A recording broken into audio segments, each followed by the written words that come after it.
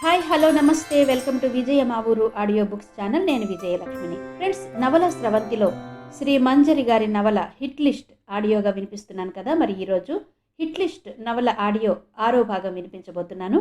మరి ఆలస్యం చేయకుండా కథలోకి వెళ్ళిపోదాం పదండి. రాత్రి తన రూమ్లో చాలాసేపు మేలుకుని కూర్చున్నాడు బిట్టు. రూమ్ నుండి బయటకొచ్చి మిగతా గదుల వైపు పరిశీలనగా చూశాడు. చుట్టుపక్కల గదులు నిశ్శబ్దంగా ఉన్నాయి. చివరి గది నుండి మాత్రం అస్పష్టంగా మాటలు వినిపిస్తున్నాయి.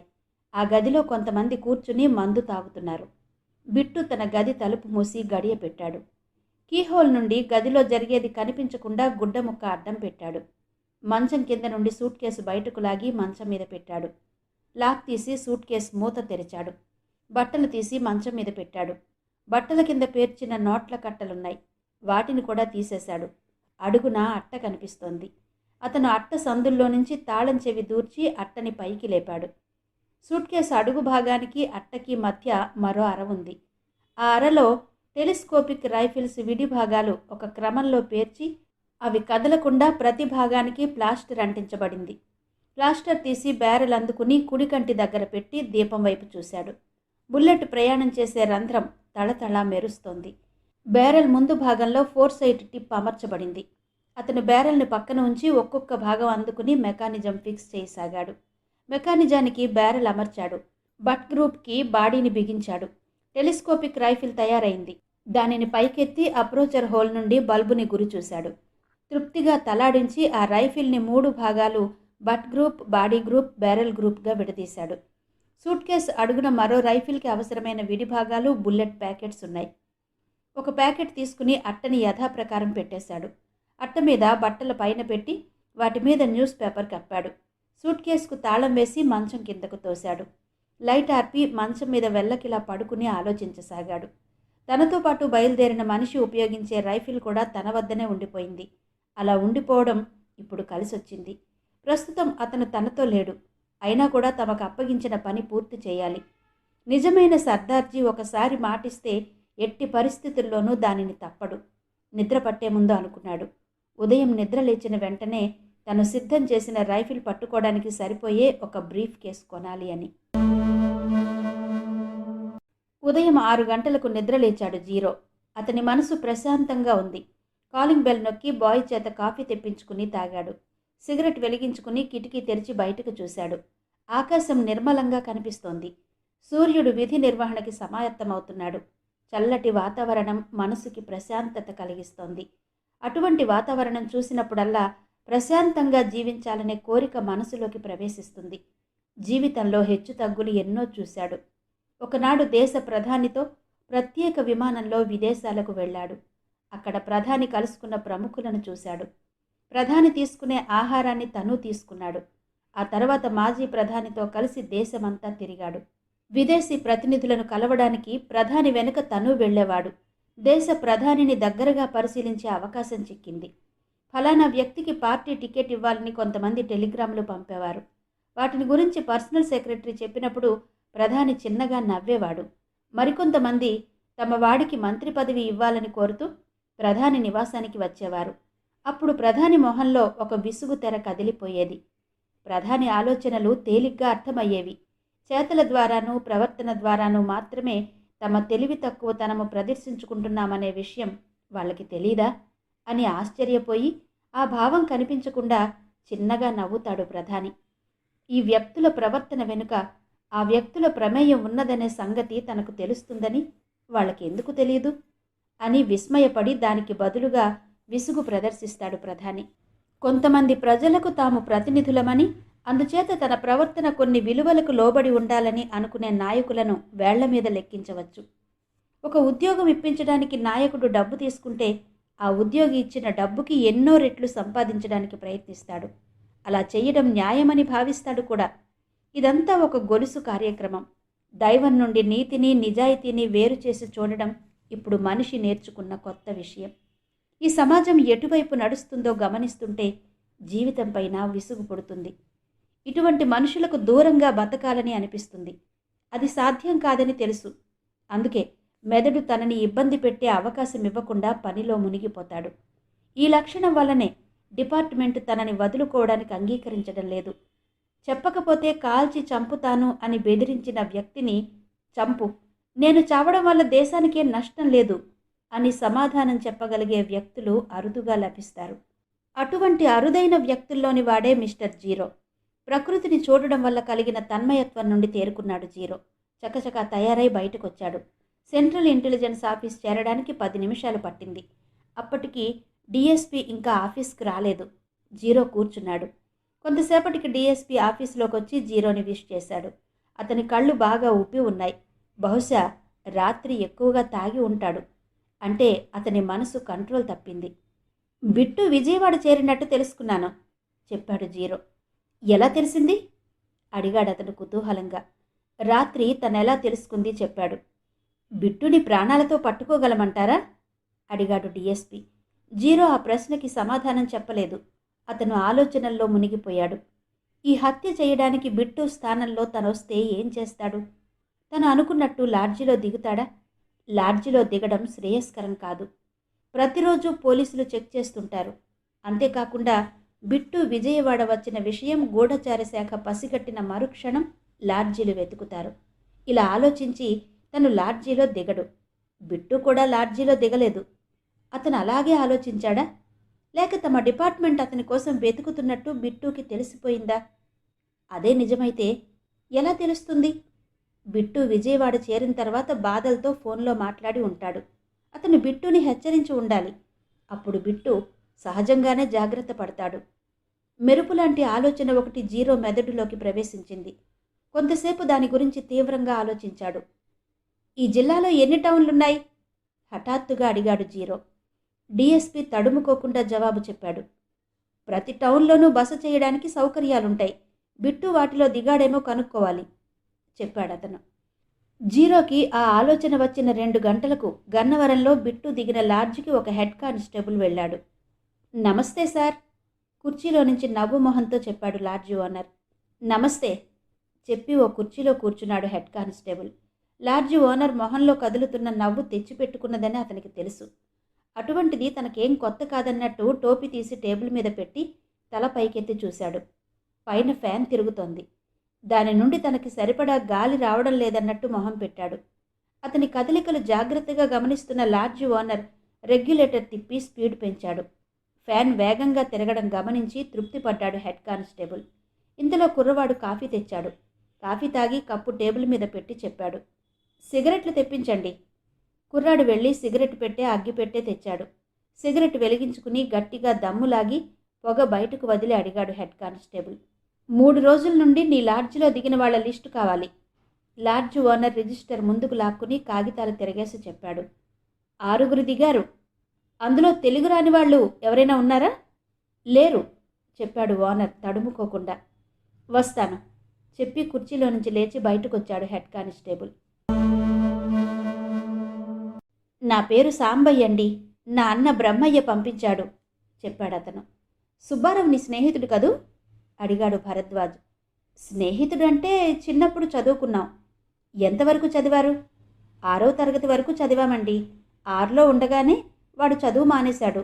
2 సంవత్సరాల క్రితం ఫ్యాక్టరీలో వర్కర్గా చేరినప్పుడు కలిశాడు, చెప్పాడు సాంబయ్య. ఈ మధ్య ఎక్కడైనా కనిపించాడా? లేదండి. తుని టౌన్కి హంసవరం గ్రామం ఎంత దూరం ఉంటుంది? అడిగాడు భరద్వాజ్. 4 కిలోమీటర్లుంటుంది. హంసవరంలో స్కూల్ లేదు, అందుకని పిల్లలు తుని వచ్చేవారు. సిమెంట్ ఫ్యాక్టరీలో చేరకముందు సుబ్బారావు ఏం చేసేవాడు? భరద్వాజ్ అడిగాడు. ఆ వివరాలు నాకెప్పుడూ చెప్పలేదండి. మాట్లాడిస్తే తప్ప మాట్లాడ్డు. ఎప్పుడూ ఏదో పోగొట్టుకున్నట్టు కనిపిస్తాడు. ఫ్యాక్టరీలో మానేసిన 4 నెలలకి ఒకసారి రోడ్డు మీద కలిశాడు. అప్పుడు కూడా తనేం చేస్తున్నది చెప్పలేదు. అతని వాలకం చూసి అన్నం తిని చాలా రోజులైందని నా అన్న దగ్గరకు లాక్కెళ్ళాను. ఇక్కడికి వచ్చిన తర్వాత తన పేరు మార్చుకున్నాడు. భరద్వాజ్ ఆశ్చర్యంగా చూసి అడిగాడు. అతని అసలు పేరేంటి? స్థిరుడు. స్థిరుడా? అవును. అప్పట్లో హంసవరం గ్రామ సర్పంచ్ అతన్ని చదివిస్తున్నాడని చెప్పుకునేవారు. భార్యని బలవంతం చేశాడని స్థిరుణ్ణి కొట్టినతని పేరేంటి? అడిగాడు భరద్వాజ్. సన్యాసిరావు. నీకు స్థిరుడు ఎక్కడ కనబడినా అతన్ని మంచి మాటలతో తీసుకెళ్ళి దగ్గరలోని పోలీస్ స్టేషన్లో అప్పగించు. అది వీలు కాకపోతే నాకు ఫోన్ చేసి చెప్పు, అన్నాడు భరద్వాజ్. అలాగేనండి, చెప్పాడు సాంబయ్య.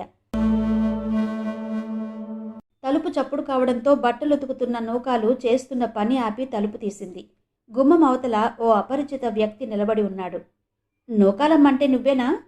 అడిగాడతను. అవును, నీతో మాట్లాడాలి. మీరెవరు? అనుమానంగా అడిగింది నూకాలు. పోలీస్ స్టేషన్ నుండి వస్తున్నాను. నూకాలు గుమ్మానికి అడ్డం తప్పుకుని లోపలికి వెళ్ళి కుర్చీ తెచ్చివేసింది. అతను కుర్చీలో కూర్చున్నాడు. నీ భర్త సుబ్బారావుని కొట్టాడు కదూ? ఆమె ఒక్కసారిగా ఉలిక్కి పడింది. ఎప్పుడో మర్చిపోయిన విషయం గుర్తొచ్చినట్టు ఆమె మనసులో ఆందోళన చోటు చేసుకుంది. వాళ్ల మధ్య ఏదో చిన్న గొడవ అయింది అంటూ నసిగింది నూకాలు. అతను పోలీస్ కేసు పెట్టాడు.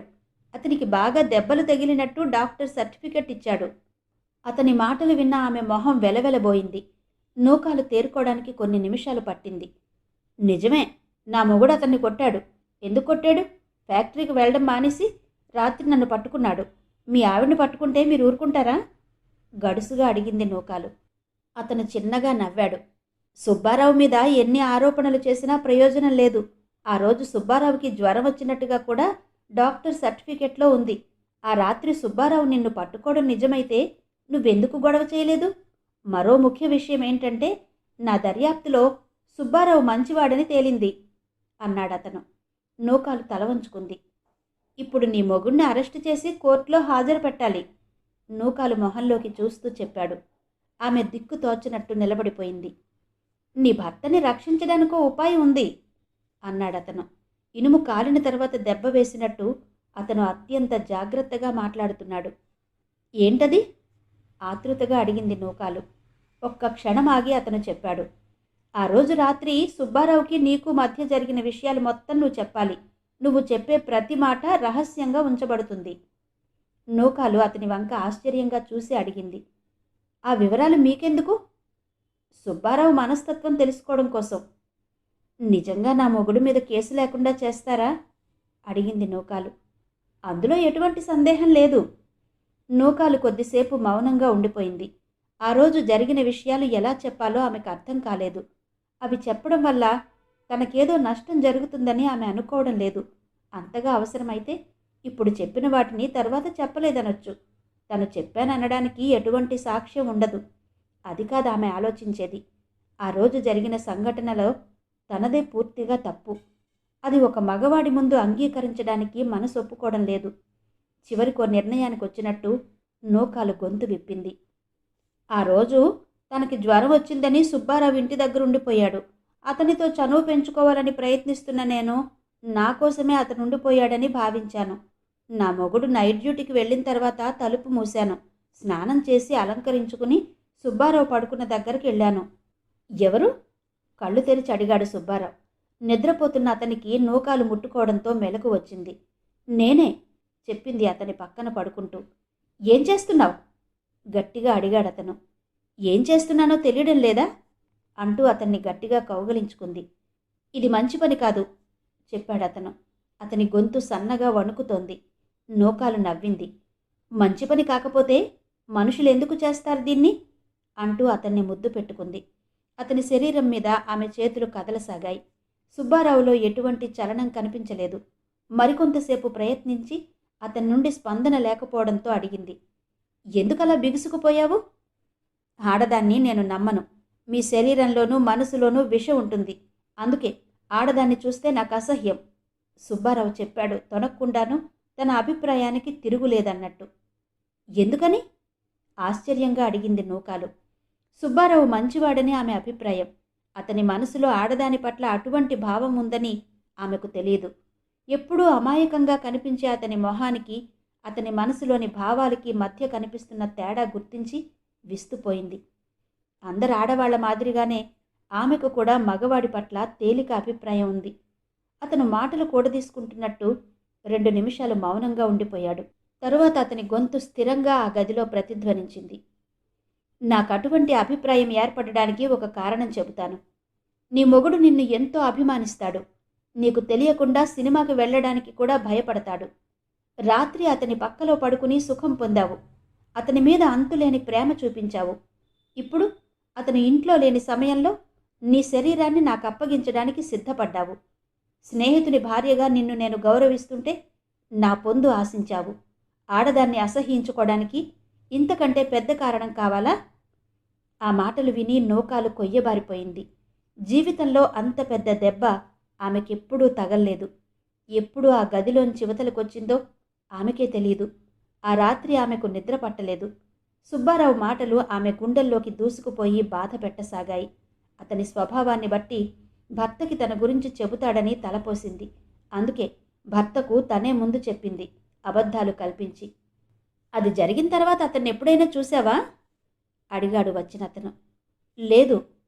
సుబ్బారావుకి మరో పేరుందా? తెలీదు. అతని ఫోటో ఉందా? నా దగ్గర ఎందుకుంటుంది? అతను వెళ్ళడానికి లేచాడు. నా మొగుడి మీద కేసు? సంశయంగా అడిగింది. కేసు లేనట్టే చెప్పి బయటకొచ్చాడు. హఠాత్తుగా అప్పుడే గుర్తొచ్చినట్టు గుమ్మంలోకి వచ్చి అడిగింది. ఇది జరిగి 6 నెలలయింది. ఇప్పుడొచ్చి ఎంక్వైరీ చేశారేంటి? అతను ఆగి వెనక్కి తిరిగి చెప్పాడు. దొంగలు పడ్డ 6 నెలలకి కుక్కలు మొరుగుతాయని వినలేదా అని. అన్నవరంలో రైలు దిగాడు భరద్వాజ్. రైలు స్టేషన్ నుండి దేవస్థానం బస్సులో గుడి దగ్గర దిగాడు. రోడ్డుకి 2 వైపులా కిక్కిరిసినట్టు దుకాణాలు కనిపిస్తున్నాయి. వచ్చేపోయే వాహనాలతోనూ మనుషులతోనూ రోడ్డు రద్దీగా ఉంది. గుడి మెట్ల మీదుగా జనం వస్తున్నారు, వెళుతున్నారు.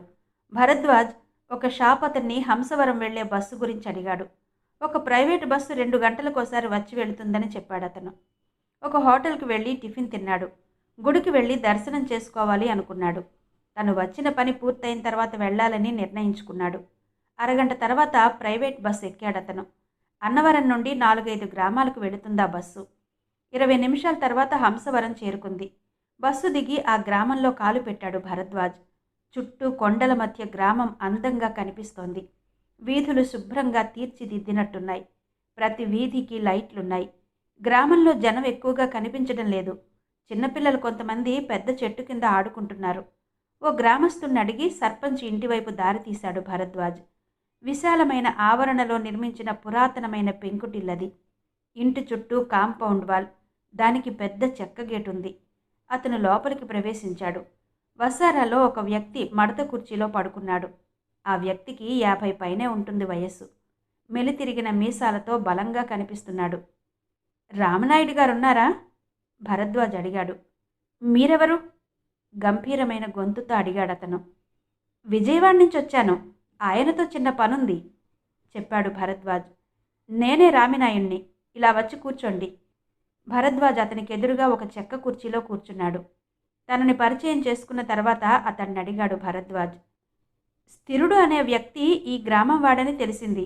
అతని తల్లిదండ్రులు ఎక్కడున్నారు? స్థిరుడు మా గ్రామం వాడే. 20 సంవత్సరాల వయసు వచ్చే వరకు ఇక్కడే ఉన్నాడు. వాడి తండ్రి పేరు నరసింహం. అతను ఎక్కువగా రాజకీయాల్లో తిరిగేవాడు. ఒకసారి 2 ముఠాలకు జరిగిన గొడవలో అతను చచ్చిపోయాడు చెప్పాడు సర్పంచ్ రామినాయుడు.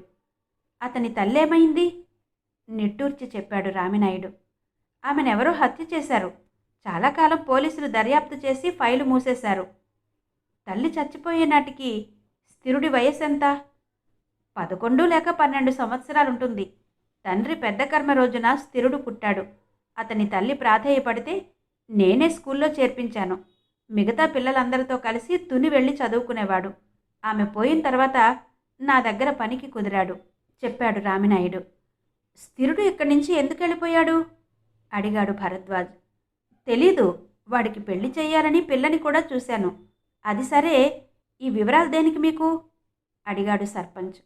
ఈ మధ్య ఒక యువకుడు లారీ యాక్సిడెంట్లో చనిపోయాడు. అతను స్థిరుడేనని రూఢైతే కేసు పూర్తవుతుంది. అతని ఫోటో దొరుకుతుందా అడిగాడు భరద్వాజ్. రామినాయుడు చిన్నగా నవ్వాడు. ఇక్కడ వారానికి ఒక రోజు జరిగే సంతలో తప్ప ఇంకో రోజు సరుకులు దొరకవు. ఫోటో తీయించుకోవాలంటే అన్నవరం లేదా తుని వెళ్ళాలి. స్థిరుడి తల్లిదండ్రులు తిండి లేని పేదవాళ్ళు. ఫోటో తీయించడం వంటి పెద్ద పనులు చెయ్యలేరు. స్థిరుడి ఫోటో దొరకదని తేలిపోయింది. స్థిరుడిని గుర్తుపట్టడానికి మరో ఆధారం వేలిముద్రలు. అతని పుట్టుపూర్వోత్తరాలు తెలుసుకోవడానికి ప్రయత్నించాలి.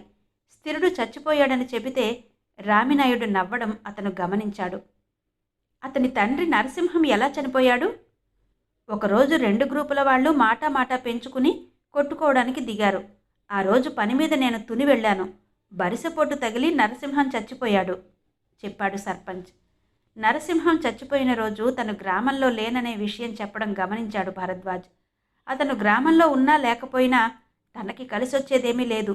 తన మనసులో కదులుతున్న ఆలోచనలు పైకి కనిపించకుండా అతని మొహంలోకి చూశాడు. అతను అలాగే కూర్చుని ఉన్నాడు. మీరు 20 సంవత్సరాల నుండి ఈ గ్రామానికి సర్పంచ్గా ఉంటున్నారు. గ్రామంలో ఎలాంటి ముఠాలున్నాయో వాటికి నాయకులెవరో మీకు తెలియకుండా ఉండదు. నరసింహం ఎవరి గ్రూప్లో పనిచేశాడు? అడిగాడు భరద్వాజ్. ఊహించని ప్రశ్న ఎదురైనట్టు సర్పంచ్ ఉలిక్కి పడ్డాడు. దాన్ని కప్పిపుచ్చుకుని సాధ్యమైనంత మామూలుగా ఉండడానికి ప్రయత్నిస్తూ చెప్పాడు. నా గ్రూప్లో పనిచేశాడు. అతన్ని చంపి నా మీద పగ తీర్చుకున్నారు. అతను నాకెంతో ముఖ్యమైన అనుచరుడు కాబట్టే అతని కుటుంబానికి సహాయపడ్డాను అన్నాడు. సర్పంచ్ దగ్గర నుండి అటువంటి జవాబు వస్తుందని ఊహించకపోవడం వల్ల భరద్వాజ్ ఆశ్చర్యపోయాడు. ఆ కేసేమైంది? చాలా కాలం ప్రత్యర్థుల మీద కేసు నడిచింది. రుజువు కాకపోవడం వల్ల కోర్టులో కేసు కొట్టేశారు. అతని తల్లి కూడా హత్య చేయబడిందా? నాకు స్పష్టంగా తెలియదు. నా కుటుంబాన్ని తీసుకుని పుణ్యక్షేత్రాలు దర్శించడానికి వెళ్ళాను. నేను తిరిగి వచ్చిన తర్వాత హత్య జరిగిందని చెప్పారు. భర్త పోయిన తర్వాత నరసింహం పెళ్ళాం చెడు తిరుగుళ్ళు తిరిగేది. తనకి తెలియకుండా ఇతరులతో తిరుగుతున్నదని తెలుసుకుని ఆమె ప్రియుడు చంపాడని గ్రామస్తులు చెప్పుకున్నారు. ఈ కేసేమైంది? పోలీసులు ఏం చెయ్యలేకపోయారు. ఒకసారి వాళ్ళ ఇల్లు చూసొస్తాను, రామినాయుడితో చెప్పాడు భరద్వాజ్. అతని వైపు వింతగా చూసి అన్నాడు సర్పంచ్. ఇల్లు పూర్తిగా పాడైపోయింది. ఇంటి కలప గ్రామస్తులు పట్టుకుపోయారు. శిథిలమైన మొండిగోడలు తప్ప ఏం లేవక్కడ. నాకేదో ఉపయోగం ఉంటుందని కాదు, ఎటూ ఇంత దూరం వచ్చాను కాబట్టి ఆ ఇంటిని చూసి వెళదామని చెప్పాడు భరద్వాజ్, ఆ విషయానికి పెద్ద ప్రాముఖ్యత లేనట్టు. సరే అని ఒక పాలేరుని పిలిచాడు సర్పంచ్ రామినాయుడు. నరసింహ ఇల్లు చూపించమని అతనికి చెప్పాడు. సర్పంచ్కి కృతజ్ఞతలు చెప్పి పాలేరు వెంట నడిచాడు భరద్వాజ్. పాలేరుకి దాదాపు 60 సంవత్సరాలుంటుంది వయస్సు. అంత వయస్సులో కూడా అతను చురుగ్గా నడుస్తున్నాడు. సర్పంచ్ దగ్గర ఎంతకాలం నుంచి పనిచేస్తున్నావు? అడిగాడు భరద్వాజ్. శానా రోజులు అవుద్దు బాబూ, చెప్పాడు పాలేరు అమాయకంగా. పెళ్లి చేసుకున్న తర్వాత పనికి కుదిరావా? నేను సేరే నాటికి నా పెళ్ళాం చిన్నపిల్లండి. పెదనాయుడు గారి దగ్గర మా అయ్య పెట్టినాడు. నరసింహాన్ని ఎవరు చంపారు? ఆ మాటలు విన్న పాలేరు మొహం భయంతో పాలిపోయింది. మాటలు ఎంత దూరం వచ్చాయో గ్రహించినట్టు అతని మొహంలోని ప్రతి ముడతలో ఒక భయం కనిపిస్తోంది. నాకు తెలదండి అన్నాడు గొంతు పెగుల్చుకుని. అతని మాటల్లో అంతవరకు ధ్వనించిన అమాయకత్వాన్ని అబద్ధం డామినేట్ చేయలేకపోతోంది. నువ్వు చెప్పడం వల్ల వచ్చిన ప్రమాదమేమీ లేదు. నేనెవరికీ చెప్పను. కాసేపట్లో ఇక్కడి నుంచి వెళ్ళిపోతాను, చెప్పాడు భరద్వాజ్. అతను కొన్ని క్షణాలు తటపటాయించాడు. ఒకసారి వెనక్కి తిరిగి ఎవరూ లేరని రూఢి చేసుకుని చిన్న గొంతుతో చెప్పాడు. సర్పంచ్ గోరే చంపించారండి. భరద్వాజ్ అదిరిపడ్డాడు. అతనెందుకు చంపిస్తాడు? నవ్వాడు పాలేరు. అమాయకమైన ప్రశ్న అడిగిన కొడుకును చూసి తండ్రి నవ్వినట్టు. నరసింహం పెళ్ళాం మా సెడ్డ అందగత్తండి. దానిమీద మా దొర సూపు పడింది. నరసింహం గారిని అడ్డం తప్పిస్తే గాని అది లొంగిరాదని చంపించారండి. రెండో రోజు పోలీస్ స్టేషన్కి వెళ్ళి తనే శవాన్ని తీసుకొచ్చి కార్యక్రమాలు చేయించాడండి. అప్పుడే నరసింహగోడి పెళ్ళాం ప్రసవించి మగబిడ్డను కన్నాదండి. ఆ కుర్రాడికి పేరు సర్పంచ్ పెట్టించాడండి. ఇన్ని చేసి దాన్ని లొంగదీసుకున్నాడు, చెప్పాడతను. తను మాట్లాడుతున్నప్పుడు చుట్టూ చూడ్డం మానలేదు. నరసింహం పెళ్ళాన్ని కూడా తర్వాత హత్య చేశారట కదా? అమాయకంగా అడిగాడు భరద్వాజ్. మరోసారి నవ్వాడు పాలేరు. పెద్దోళ్ల పనులు చాలా చిత్రంగా ఉంటాయి బాబయ్య. సర్పంచ్ 10 సంవత్సరాలు నరసింహంగోడి పెళ్ళాంతో తిరిగాడు. అది మరొకరిని మరుగాడిందని తెలిసింది. ఏమాత్రం జాలి చూపించకుండా దాన్ని చంపించాడు. మా దొర మడత కుర్చీలో కూర్చుని ఏమీ తెలవనోడికి మళ్ళీ కనిపిస్తాడు గాని రామినాయుడు పేరు చెబితే పిట్టలు నీళ్ళు తాగవు. ఈ సంగతులు స్థిరుడికి తెలుసా? ఆడు చిన్నపిల్లోడండి. తండ్రి చచ్చిపోవడం వాడికి తెలవదు. తల్లి పోయిన తర్వాత సర్పంచ్ దగ్గర కుదురుకుని ఇంటి పనులు చేసేవాడు. ఆడికి ఒక పాలేరు కూతురిని ఇచ్చి చేద్దామని సర్పంచ్ అనుకున్నాడు. కానీ అది పెళ్లి ముందు రోజు లేచిపోయింది. మర్నాడు స్థిరుడు ఇల్లొదిలిపోయాడు, చెప్పాడు. అతని గొంతులో విచారం ధ్వనిస్తోంది. వాళ్ళొక చోట ఆగారు. గతంలో అక్కడొక ఇల్లు ఉన్నదనడానికి గుర్తుగా మొండి గోడలు కనిపిస్తున్నాయి. ఆ గోడలు కూడా చాలా వరకు కూలిపోయాయి. అక్కడి నుండి బస్సు నిలిపే చోటుకొచ్చాడు. పాలేరు చేతిలో 50 నోటు పెట్టి బస్సు ఎక్కాడు భరద్వాజ్. అక్కడికి రావడం వల్ల స్థిరుడి ఫోటో దొరక్కపోయినా అతని గత చరిత్ర తెలిసింది. స్థిరుడి జీవితం నాశనం కావడానికి సర్పంచ్ కారణం. ఇవేమీ తెలియని స్థిరుడు ఉన్మాదిలా తయారయ్యాడు. అతనికి స్థిరుడి మీద జాలి కలిగింది. ఆరోగ్యకరమైన వాతావరణంలో పెరగాల్సిన ఒక కుర్రవాడి జీవితం సర్పంచ్ కుయుక్తులకు బలైంది. బస్సు వెళుతూనే ఉంది. భరద్వాజ్ మెదడులో ఆలోచనలు సాగుతూనే ఉన్నాయి. ఉదయం 10 గంటలకు బ్రీఫ్ కేస్ పట్టుకుని కనకదుర్గ గుడి ద్వారం దగ్గర రోడ్డు మీద నిలబడ్డాడు బిట్టు. ఒక్కొక్క నిమిషం భారంగా కదులుతోంది. అసహనంగా కదిలాడతను. అప్పటికే అతనొచ్చి అరగంట అయింది. అక్కడున్న జనం వైపు పరీక్షగా చూస్తున్నాడు. మరికొద్దిసేపు గడిచేసరికి ఆ వ్యక్తి తనని మోసం చేయడానికి నిశ్చయించుకున్నాడని గ్రహించాడు. మరోసారి వాచి చూశాడు. 10:30 దాటింది. ఒక ఆటో పిలిచి ఎక్కాడు. అతని సూచనల ప్రకారం ఆటో వెళ్లసాగింది. ఒక సందులో ఆటోని ఆపమని చెప్పి కిందకు దిగాడు. బిట్టు ఆటో డ్రైవర్కి 10 రూపాయల నోటు ఇచ్చి ఒక బిల్డింగ్ వైపు నడిచాడు. లోపలకు ప్రవేశించి ఒక గది దగ్గర ఆగి తలుపు తట్టాడు. 2 సార్లు తట్టిన తర్వాత నెమ్మదిగా తలుపు తెరుచుకుంది. తలుపు తెరిచిన వ్యక్తిని వెనక్కి నెట్టి లోపలికి ప్రవేశించి తలుపు గడియ పెట్టాడు. లోపలికి వచ్చిన బిట్టును చూసి సుబ్బారావు కొయ్యబారిపోయాడు. బిట్టు చెయ్యి మెరుపులా కదిలి సుబ్బారావు మొహానికి బలంగా తగిలింది. అతను వెనక్కి పడ్డాడు. నీకు ముందే చెప్పాను, నన్ను మోసం చెయ్యడానికి ప్రయత్నించొద్దని. రాత్రి రూమ్ ఖాళీ చేసి ఇక్కడికొచ్చావు. ఇచ్చిన మాట ప్రకారం నేను చెప్పిన చోటికి వస్తావని ఇప్పటి వరకు ఎదురు చూశాను. లే, పోలీస్ స్టేషన్కి వెళదాం, స్థిరంగా చెప్పాడు బిట్టు. సుబ్బారావు నేల మీద నుండి లేచి భయంగా అన్నాడు. మీరు చెప్పినట్టు చేస్తాను. బిట్టు మాట్లాడకుండా అతన్ని తీసుకుని బయటకు నడిచాడు. ఇద్దరూ ఆటో ఎక్కి కృష్ణా బ్యారేజ్ దగ్గర దిగారు. సుబ్బారావు తిన్నగా రేపు వైపు నడిచాడు. డిపాజిట్ కట్టి బోట్స్ క్లబ్ నుండి ఒక బోటు తీసుకున్నాడు. ఇద్దరూ అందులో ఎక్కి విహారానికి వెళ్లేవాళ్లలా నదిలో వెళ్లసాగారు. అవతలి గట్టుకు చేరేందుకు దాదాపు అరగంట పట్టింది. బోటు ఒడ్డున వదిలి ఇద్దరూ గట్టెక్కారు. చుట్టూ ఏపుగా పెరిగిన వృక్షాలతో విహారానికి అనుగుణంగా ఉందా స్థలం. కొంతమంది ఒక చోట కూర్చుని కబుర్లు చెప్పుకుంటున్నారు. బిట్టు వాళ్లకి వ్యతిరేక దిశలో నడవసాగాడు. వాళ్ళొక కిలోమీటర్ దూరం వెళ్లారు. విహారానికి వచ్చిన వాళ్ళు అంత దూరం వచ్చే అవకాశం లేదని నమ్మకం చిక్కిన తర్వాత ఒక చోట ఆగారు. బిట్టు పరీక్షగా చూసి తాము ఎటు నుంచి చూసినా కనిపించమని నిర్ధారణ చేసుకున్నాడు. బిట్టు వెనక్కొచ్చాడు. బ్రీఫ్ కేస్ తాళం తీశాడు.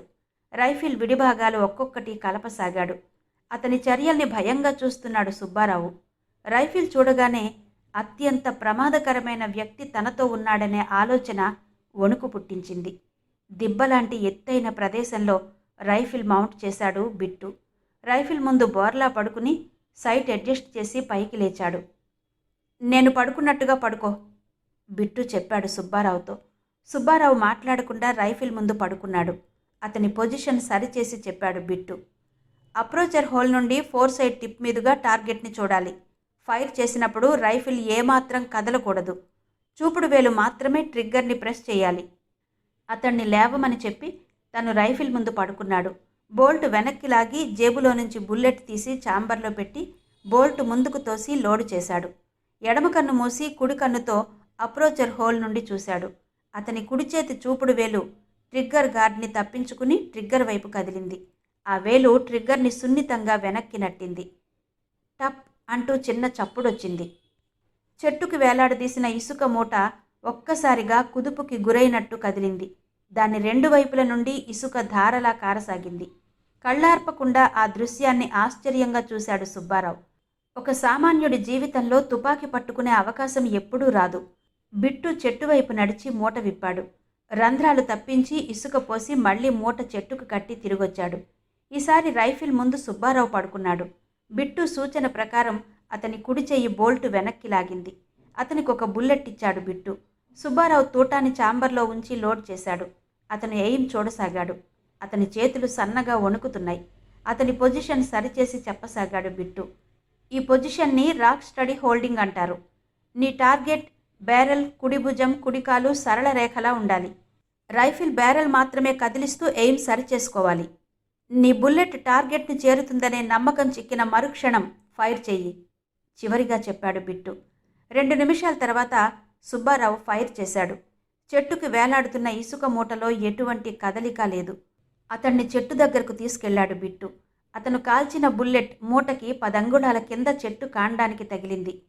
నువ్వు ఫైర్ చేసినప్పుడు రైఫిల్ బ్యారెల్ అంగుళంలో 10వ వంతు కిందకు జరిగింది, చెప్పాడు బిట్టు. 4-5 సార్లు ప్రాక్టీస్ చేసిన తర్వాత టార్గెట్కి తగిలింది సుబ్బారావు కాల్చిన తోట. అప్పటికి మిట్ట మధ్యాహ్నమైంది. ఇద్దరూ ఒక చెట్టు నీడలో కూర్చున్నారు. తను తెచ్చిన బ్రెడ్లో సగం సుబ్బారావుకి ఇచ్చాడు బిట్టు. ఇద్దరూ బ్రెడ్ తిని నీళ్లు తాగారు. బ్రీఫ్ కేసు నుంచి 50 రూపాయల నోట్ల కట్ట తీసి సుబ్బారావుకి ఇచ్చి చెప్పాడు, మనం ప్రతిరోజు ఉదయం 9 గంటలకు కనకదుర్గ గుడి ద్వారం వద్ద కలుసుకుందాం. 4 రోజుల్లో నా పని పూర్తవుతుంది. పని పూర్తయిన వెంటనే మరో 5,000 ఇస్తాను. సుబ్బారావు చేతివేళ్లు 50 రూపాయల కట్టని గట్టిగా పట్టుకున్నాయి. జీవితంలో మొదటిసారిగా అంత డబ్బుకి హక్కుదారుడయ్యాడతను. అతని గుండెల్లో అంతులేని సంతోష తరంగాలు నెమ్మదిగా కదిలి ఉద్ధృత రూపం సంతరించుకోవడానికి ఆయత్తం కాసాగాయి. భరద్వాజ్ తన ఆఫీసులో కూర్చుని ఉన్నాడు. హంసవరం నుండి రాత్రి వచ్చాడతను. దర్యాప్తులో తను తెలుసుకున్న వివరాలను ఒక క్రమంలో రాశాడు. తను రాసిన దానిని మరోసారి చదివాడు. సుబ్బారావు అసలు పేరు స్థిరుడు. అతడు పుట్టేనాటికి తండ్రి హత్య చేయబడ్డాడు. అతని తండ్రిని గ్రామ సర్పంచ్ హత్య చేశాడు. స్థిరుడికి 11 సంవత్సరాలు వచ్చేసరికి అతని తల్లి కూడా హత్య చేయబడింది. స్థిరుడి తల్లితో సర్పంచ్కు సంబంధం ఉంది. ఉదయం గ్రామంలోని మిగతా పిల్లలతో కలిసి బడికి వెళ్ళి చీకటి పడిన తర్వాత ఇంటికి తిరిగి వస్తాడు స్థిరుడు. అందుచేత ఈలోపు ఇంట్లో జరిగే విషయాలు స్థిరుడికి తెలిసే అవకాశం లేదు. తల్లి చచ్చిపోయిన తర్వాత స్థిరుడిని సర్పంచ్ చేరదీశాడు. అతని చేత ఇంట్లో పనులు చేయించుకుంటున్నాడు.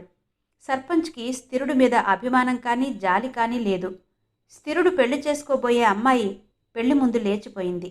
అలాగే స్నేహితుని భార్య అతని మీద అన్యాయంగా ఆరోపణ చేసింది. స్థిరుడి జీవితంలో ఆడవాళ్ల వల్ల తగిలిన గాయాలవి. ఈ సంఘటనలు అతని మీద గాఢమైన ప్రభావం చూపి ఉండాలి. ఇంతలో ఫోన్ రింగ్ అయింది. భరద్వాజ్ చెయ్యి యాంత్రికంగా రిసీవర్ అందుకుంది. సబ్ ఇన్స్పెక్టర్ భరద్వాజ్ స్పీకింగ్, చెప్పాడు.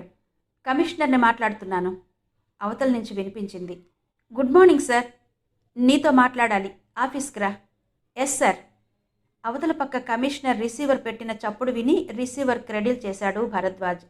కమిషనర్ తనని ఎందుకు రమ్మన్నాడో అతనికి అర్థం కాలేదు. సాధారణంగా పిఏ ఫోన్ చేసి ఆ విషయం చెబుతాడు. ఇప్పుడు కమిషనర్ స్వయంగా ఫోన్ చేసి చెప్పాడంటే తనని ఏదో అడుగుతాడని ఊహించాడు. దేని గురించి అడుగుతారో అంచనా వేయలేకపోయాడు. సుబ్బారావు కేసు తాలూకా కాగితాలను ఒక ఆఫీస్ ప్యాడ్లో కట్టాడు. లేచి యూనిఫామ్ సరిచేసుకున్నాడు. క్యాప్, ఆఫీస్ ప్యాడ్ తీసుకుని అక్కడి నుంచి బయలుదేరాడు. కమిషనర్ ఆఫీస్ చేరడానికి 15 గంట పట్టింది. బాక్సు నుండి ఆఫీస్ ప్యాడ్ తీసి క్యాప్ సర్దుకుని కమిషనర్ గది దగ్గరకు వెళ్ళాడు. గుమ్మం వద్ద నిలబడ్డ కానిస్టేబుల్ తలుపు తెరిచాడు, లోపలికి వెళ్ళమన్నట్టు. భరద్వాజ్ లోపలికి వెళ్ళాడు. వెనుక పక్క తలుపు మూసుకుంటుండగా అతని కుడి చెయ్యి స్మార్ట్గా సెల్యూట్ చేసింది. కమిషనర్ ముందు మరో 2 వ్యక్తులు కూర్చొని ఉన్నారు. కమిషనర్ తలూపి చెప్పాడు, కూర్చో. క్యాప్ తీసి చేత్తో పట్టుకుని కమిషనర్ ముందు కుర్చీలో కూర్చున్నాడు భరద్వాజ్. 4 రోజుల్లో ప్రారంభమవుతున్న దసరా ఉత్సవాల్లో పాల్గొనడానికి రిటైర్డ్ డీజీపీ శ్రీనివాసన్ ఢిల్లీ నుంచి వస్తున్నాడు. స్టేట్ గెస్ట్ హౌస్లో ఏసీ సూట్ ఒకటి అతనికి రిజర్వ్ చేయబడింది. అతను ఇక్కడ ఉత్సవాలు పూర్తయ్యే వరకు ఉంటారు. శ్రీనివాసన్ని హతమార్చడానికి టెర్రరిస్ట్ ఒక అతను ఇక్కడికి వచ్చాడు. అతన్ని ట్రేస్ చేయడానికి చేసిన ప్రయత్నాలేమీ ఫలించలేదు. అందుచేత శ్రీనివాసన్ ఇక్కడి నుంచి తిరిగి వెళ్లే వరకు అతనికి సెక్యూరిటీ బాధ్యతలు నీకు అప్పగిస్తున్నాను, చెప్పి ఒక్క క్షణం ఆగాడు కమిషనర్. ఈయన మిస్టర్ జీరో, ఢిల్లీ నుంచి వచ్చారు. శ్రీనివాసన్కి రక్షణ కల్పించడంలో వీరితో కలిసి పనిచెయ్యి, చెప్పాడు. కమిషనర్ చూపించిన వ్యక్తి వైపు చూశాడు భరద్వాజ్. విష్ చేస్తున్నట్టు జీరో తలూపాడు. బదులుగా భరద్వాజ్ నవ్వాడు. శ్రీనివాసన్ జెడ్ కేటగిరీకి చెందుతాడు. గెస్ట్ హౌస్లో అతని సూట్కి ముందు వెనుక సెంట్రీలుండాలి. మంగళగిరిలోని స్పెషల్ పోలీసుని గార్డు డ్యూటీకి ఉపయోగించుకోండి. స్పెషల్ బ్రాంచ్ సిబ్బందిని గెస్ట్ హౌస్ చుట్టుపక్కల కవర్ చేయమని చెబుతాను. ఎస్కార్ట్కి రిజర్వ్ పోలీసుని వాడుకోండి, చెప్పాడు కమిషనర్. కొద్దిసేపు గడిచిన తర్వాత జీరో, ఇంటెలిజెన్స్ డిఎస్పీ భరద్వాజ్ బయటకు వచ్చారు. మా స్టేషన్కి వెళ్ళి కూర్చుందాం, వాళ్లతో చెప్పాడు భరద్వాజ్. వద్దు, నా రూమ్కి వెళ్దాం చెప్పాడు జీరో. జీరో ఇంటెలిజెన్స్ డీఎస్పీ కారులో బయలుదేరారు. భరద్వాజ్ మోటార్ సైకిల్ మీద కారుని అనుసరించాడు. హోటల్ చేరుకుని రిసెప్షన్లో కాఫీ పంపమని చెప్పి లిఫ్ట్లో రూమ్కి చేరుకున్నారు. దసరా ఉత్సవాలకు ఏమాత్రం జనం వస్తారు? జీరో అడిగాడు భరద్వాజ్ని. రోజుకో 1,00,000 మంది వస్తారు. బాయ్ కాఫీలు తీసుకొచ్చాడు. ముగ్గురు కాఫీ తాగిన తర్వాత జీరో సిగరెట్ వెలిగించుకుని ప్యాకెట్ భరద్వాజ్ ముందుకు తోశాడు. ఎల్లుండి రాత్రికి ఢిల్లీలో శ్రీనివాసన్ తమిళనాడు ఎక్స్ప్రెస్కి బయలుదేరతాడు. అది మరునాడు రాత్రికి, అంటే సుమారు 26 గంటల తర్వాత విజయవాడ చేరుతుంది. అతని వెంట 2 కమాండోలుంటారు. వీళ్ళు కాకుండా ఇంటెలిజెన్స్ నుండి ఒక అతను వస్తాడు. విజయవాడ రైల్వే స్టేషన్లో శ్రీనివాసన్ని మనకి అప్పగించి ఇంటెలిజెన్స్ మనిషి వెనక్కి వెళ్ళిపోతాడు చెప్పి ఒక క్షణం ఆగాడు జీరో. శ్రీనివాసన్ తిరిగి ఢిల్లీ వెళ్ళేటప్పుడు ఆయనతో మనం ఎవరినైనా పంపాలా అడిగాడు భరద్వాజ్. ఆ పని స్టేట్ ఇంటెలిజెన్స్ చూసుకుంటుంది. దాని గురించి ఆలోచించవద్దు. విజయవాడ రైల్వే స్టేషన్లో శ్రీనివాసన్ని మనం రిసీవ్ చేసుకున్న తర్వాత కారులో అతన్ని గెస్ట్ హౌస్కి తీసుకొస్తాం. ఇక్కడ మనం ఒక ముఖ్యమైన విషయం గుర్తుంచుకోవాలి. శ్రీనివాసన్ ప్రాణాలకు ప్రమాదం ఏర్పడితే అది 2 ప్రదేశాలలో మాత్రమే జరుగుతుంది. ఒకటి గెస్ట్ హౌస్, 2 కనకదుర్గ టెంపుల్. ఎందుకంటే శ్రీనివాసన్ ప్రత్యేకంగా ఇక్కడకు దైవ దర్శనం కోసం వస్తున్నారు. అతనికి వేరే కార్యక్రమాలు లేవు. శ్రీనివాసన్ ఏ మార్గంలో గుడికి వెళతాడనేది అప్పటికప్పుడు మనం నిర్ణయిస్తాం. అందుచేత మార్గంలో చంపడం సాధ్యపడదు. శ్రీనివాసన్కి కేటాయించబడిన సూట్ని కొన్ని గంటల ముందు పూర్తిగా చెక్ చేసి అక్కడ ఒక మనిషి కాపలా ఉంచాలి. అదే సమయంలో గెస్ట్ హౌస్లో ఎవరు ఉంటున్నారో వాళ్ళ అసలైన వ్యక్తులు అవునో కాదో తెలుసుకోవాలి. గెస్ట్ హౌస్ సిబ్బందిలోకి కొత్త వాళ్ళు వచ్చారేమో కనుక్కోవాలి. మీరు సబ్ ఇన్స్పెక్టర్ హోదాలో ఇవన్నీ తెలుసుకోవాలి. కనకదుర్గ గుడికి వెళ్ళినప్పుడు జాగ్రత్తగా ఉండాలి. ఇతర ప్రదేశాల నుంచి వచ్చే జనంతో గుడి నిండిపోతుంది. హంతకుడు జనంతో కలిసిపోయి శ్రీనివాసన్ని చంపడానికి ప్రయత్నిస్తాడు. అరచేతిలో ఇమిడిపోయే చిన్న సైజు పిస్టల్తో కాల్చడం తేలిక. దానికి సైలెన్సర్ ఉంటే బుల్లెట్ ఎటు నుంచి వచ్చిందో తెలుసుకోవడం కష్టం చెప్పాడు జీరో. దూరం నుంచి షూట్ చేయడానికి అవకాశం లేదంటారా అడిగాడు భరద్వాజ్. ఉంది. అయితే అంతమంది జనంలో దూరం నుంచి షూట్ చేయడం చాలా కష్టం. ఎందుకంటే టార్గెట్ ఒకచోట నిశ్చలంగా ఉంటే షూట్ చేయడం సాధ్యపడుతుంది. కానీ శ్రీనివాసన్ అలా నిశ్చలంగా ఉండడు. ఆయన తన పనిలో మునిగి కదులుతుంటాడు. ఆయన్ని మనం కవర్ చేస్తూ ఉంటాం. కొన్ని వేల మంది భక్తులు ఆయన చుట్టూ తిరుగుతుంటారు. గెస్ట్ హౌస్, కనకదుర్గ గుడి చుట్టుపక్కల ప్రదేశాలలో దూరం నుంచి శ్రీనివాసన్ను కాల్చడానికి అనుకూలమైన స్థలాలు గుర్తించి అక్కడ పోలీసుల్ని నియమిస్తాం చెప్పాడు జీరో. భరద్వాజ్ తృప్తిగా తలూపాడు.